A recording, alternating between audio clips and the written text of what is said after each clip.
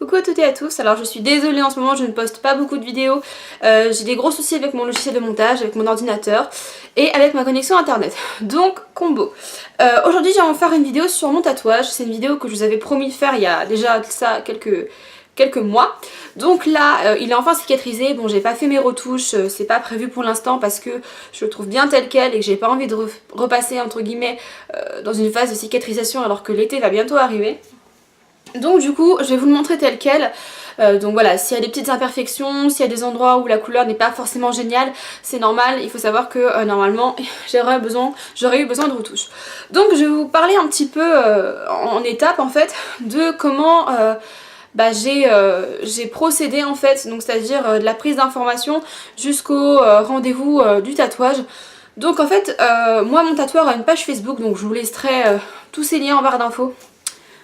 Donc en fait c'est les Fleurs du Mal Tattoo Studio à Paris 12e. C'est en fait une amie qui a été là-bas se faire tatouer du réalisme, et en fait je voulais me faire donc vraiment quelque chose de très réaliste, de joli, vraiment, parce que le réalisme, il faut vraiment trouver un vrai bon artiste tatoueur parce qu'on peut pas faire ça par n'importe qui. C'est pas voilà une simple étoile ou une simple phrase, si j'arrive à vous la montrer, bref, ou une simple phrase. Donc vraiment il y a besoin d'un talent et déjà d'un talent de dessin, parce que je partais simplement de photos en fait. Donc du coup j'ai été voir son travail via le biais de ma copine, et en fait j'étais tellement impressionnée que du coup j'ai décidé de passer par lui. Donc je me suis tout d'abord renseignée avec lui par Facebook, donc pour avoir déjà un ordre d'idée des prix, des tarifs, etc., de ses horaires, de comment il travaillait, et d'avoir un premier contact, voilà. Donc si vous voulez lui parler de ses projets, enfin si vous voulez entre guillemets lui parler de vos projets tatou, n'hésitez pas, vous pouvez lui envoyer des photos, vous pouvez lui envoyer des dessins, il n'y a pas de souci, il se fera un plaisir de vous répondre, il répond vraiment rapidement. Donc du coup je vais vous montrer mon tatouage parce que c'est un peu le but de la vidéo. Donc en fait il s'agit d'un bébé fan en fait, enfin d'un bébé daim quoi, d'un fan qui est couché. Donc en fait là on a un jeu avec la tête, l'oreille, et là ensuite on a sa colonne vertébrale, là on a sa patte, et en fait ça fait vraiment une forme allongée. Donc je vous le remontrerai en détail quand je parlerai de l'acte du tatouage. Donc en gros j'ai passé par lui donc pour voir quelques photos. Il a vraiment d'excellents conseils, c'est-à-dire que bon, par Facebook il peut pas vraiment vous conseiller parce qu'il vous avait pas vu, donc selon la zone à tatouer il peut pas vraiment vous renseigner en fonction des dimensions, de la courbure à prendre, mais c'est vrai que moi mes photos, il avait vraiment fait un bon travail de recherche sur mes photos.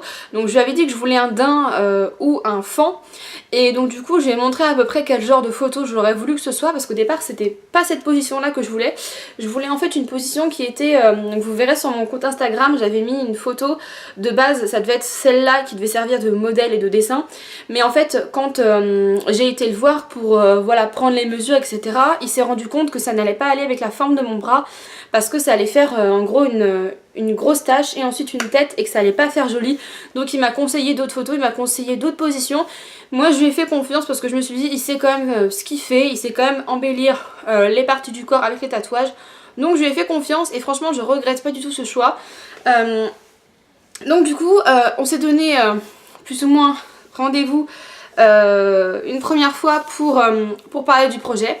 Donc du coup je lui ai montré la zone à tatouer, donc qui est du haut de mon épaule jusqu'au dessus de mon coude à peu près. Donc il m'a dit que pour une pièce de cette taille là en réalisme ça allait me coûter le travail d'une journée, parce qu'il allait me concentrer une journée entière. Donc ses heures d'ouverture sont de midi à 20h et je suis restée là-bas de midi à 20h. Donc que j'allais le payer à la journée et que ça allait me coûter 450 €. Pour savoir, j'ai été vraiment surprise qu'il m'annonce ce prix là. J'avais été voir d'autres tatoueurs avant de me diriger vers celui-là, qui travaillait à l'heure, donc environ 100 à 150 € de l'heure, ce qui revient à peu près à 800 ou 900 € la journée. Donc je ne vous laisse même pas imaginer. Là j'ai été vraiment contente, c'est vrai que ça fait un coup, mais un tatouage c'est pour la vie, donc il faut vraiment payer la qualité de l'encre, la qualité du tatoueur, le dessin, son travail. C'est pas un métier vraiment entre guillemets facile, c'est beaucoup de positions fatigantes, des bruits, donc voilà, le travail se paye et moi j'avais aucun souci avec le prix. Donc voilà, Du coup il m'a annoncé le prix, il a pris les dimensions de mon bras etc. pour savoir de quelle taille il allait faire le dessin. Excusez-moi, je suis un peu mal assise. Donc il a pris toutes les dimensions de mon bras etc. Et ensuite on a fixé une date pour le jour du tatouage. Donc le jour J du tatouage, j'ai fait une grosse erreur. En fait j'avais rendez-vous à midi. Et donc pensant, j'avais 1 heure de transport à peu près parce que je vis dans la région parisienne. Et j'ai dû prendre bon, le RER, le métro comme tout le monde etc. Et je me suis dit, il m'a dit qu'on allait faire plusieurs pauses, ce qui était normal parce qu'il y en avait à peu près pour 6 à 7 heures de tatouage pur. Donc c'était normal qu'on allait faire au moins 2 ou 3 pauses. Pause clope, pause bouffée, pause boire, pause pipi, enfin bref voilà. Et moi j'ai pensé que j'aurais le temps de manger du salé, donc d'aller, je sais pas, à un McDo, à une boulangerie, de prendre un sandwich, etc. Donc j'ai pas mangé le matin à part mon petit déjeuner. Et en fait, donc on a commencé à tatouer vers les 13 h, le temps de placer le stencil, etc. Puis il y avait d'autres clients. Donc on a commencé à tatouer vers 13 h. Donc on tatoue, là en premier il m'a fait donc les gros contours que vous allez voir là ici. Je vais vous montrer donc les grosses lignes qu'il a fait là en fait. C'est ce qu'il a fait en premier. Donc ça fait vraiment pas du bien niveau douleur, mais ça n'a pas été le pire dans le tatouage finalement. C'est vrai que ça surprend parce qu'en fait on a l'impression qu'on vous prend une lame de cutter et qu'on vous fait des marques dans la peau, enfin c'est vraiment pas agréable, mais ça n'a pas été si douloureux que ça. Donc on a commencé par tracer donc toutes les grosses lignes sur le tatouage. Ensuite, une fois que la forme était dessinée, bon, on a continué parce que je me sentais bien, donc j'avais pas à faire des pauses toutes les 1 heure, sinon on n'allait jamais s'en sortir. Donc on a continué en traçant la tête. Donc il a fait la tête en premier. Autant vous dire que là, vraiment, j'étais bien, mais je commençais à fatiguer au bout de 3 heures de tatouage. Il m'a dit c'est pas le moment de me lâcher parce que t'as même pas fait un tiers du chemin quoi. Donc au final ce qui m'a fait le plus mal quand même c'est cette partie là. Parce que en fait ici on était sur l'os de l'épaule et en fait la machine à tatouage faisait vibrer, c'est pas que ça faisait mal mais c'était très désagréable, en fait ça faisait vibrer tout mon os et ça me remontait dans tout le corps, enfin c'était horrible. Et donc du coup la faute que j'ai fait c'est que j'ai pas été manger un vrai repas de midi et du coup en fait j'ai eu une chute de sucre. Et bon j'ai pas fait de malaise je vous rassure, mais je saignais beaucoup, j'étais très fatiguée, j'avais froid etc. Donc au bout de 3 heures de tatouage on a fait une pause et j'ai demandé donc à mon chéri d'aller me chercher du coca, des gâteaux, de quoi manger, de refaire un peu monter mon taux de sucre. Et là bizarrement ça a été mieux, au bout d'une demi-heure, 3/4 d'heure, une fois que le sucre était remonté ça allait mieux et je me sentais d'attaque. Donc après on a attaqué donc toute la partie de la colonne vertébrale, donc avec les ombrages etc. Donc là il a fait toute cette partie là, ça aussi ça faisait vraiment très mal parce qu'il appuyait vraiment beaucoup pour faire les ombrages, les contrastes etc. Donc il insistait beaucoup sur les mêmes zones et j'ai cru qu'on n'allait jamais y arriver. Et en fait ensuite en dernier on a fait donc la partie de la jambe parce que c'était la partie la plus claire. Et en tout dernier, je sais pas si vous allez remarquer, mais en fait il y a plein de petits points partout pour former un peu la forme du pelage. Et donc ça, étonnamment, c'est une des 2 choses qui m'a fait le plus mal. Après donc la partie de l'épaule là, de l'ombrage qui était derrière, qui était très douloureux parce que vraiment c'était que dur, ça durait au moins 1 heure cette partie là, vraiment sans déconner, ça a dû durer au moins 1 heure et j'étais vraiment pas bien. Donc du coup, voilà, tous les petits traits, tous les petits points qu'on voit ici, ça n'a pas été une partie de plaisir non plus, parce que l'aiguille est tellement fine qu'on la ressent plus que les grosses aiguilles. Enfin bon, je sais pas trop comment vous expliquer, mais en gros je l'ai bien senti passer. En tout, sans les pauses, je pense qu'il y en a eu pour 6 heures de tatouage. Voilà, j'ai fait 2 pauses, une grosse d'une demi-heure là où j'ai mangé, et une de 15 minutes parce qu'en fait plus vous vous arrêtez et plus c'est dur de reprendre. Je vous conseille vraiment, si vous avez des tatouages de plus de 4 heures, limitez les pauses parce que je vous jure vous êtes soulagé quand ça s'arrête, mais quand faut que ça reprenne, votre peau entre temps elle s'est à moitié reposée, mais comme elle est irritée ça fait encore plus mal. Je vous promets qu'après une pause de plus de 10 minutes, quand il revient sur la partie qui doit tatouer, mais c'est horrible, franchement je vous promets c'est horrible. Donc la peau sointe beaucoup, l'encre coule beaucoup, le sang coulait un petit peu. Je suis quelqu'un qui saigne pas mal, donc du coup j'avais un peu le bras en sang. Et du coup donc à la toute fin du tatouage, donc il m'a bien nettoyé avec son détol là pour enlever tout l'excédent d'encre. Et du coup après donc il m'a mis plein de crème parce qu'il n'utilise pas de vaseline, il utilisait une crème spéciale qui hydratait la peau, qui était mieux que la vaseline qui fait simplement graisser en fait. Donc du coup il m'a mis une espèce de crème, un espèce de beurre en fait, qui m'a enveloppée dans du cellophane et je devais faire ça pendant 3 jours pardon. Après il m'a donné une petite lettre avec toutes les instructions que je devais faire par rapport à mon tatouage, il m'a bien expliqué. Et j'ai également acheté une crème chez lui. Alors attendez, je vais vous ressortir ça. Donc j'ai également acheté une crème chez lui, donc spéciale pour le tatouage.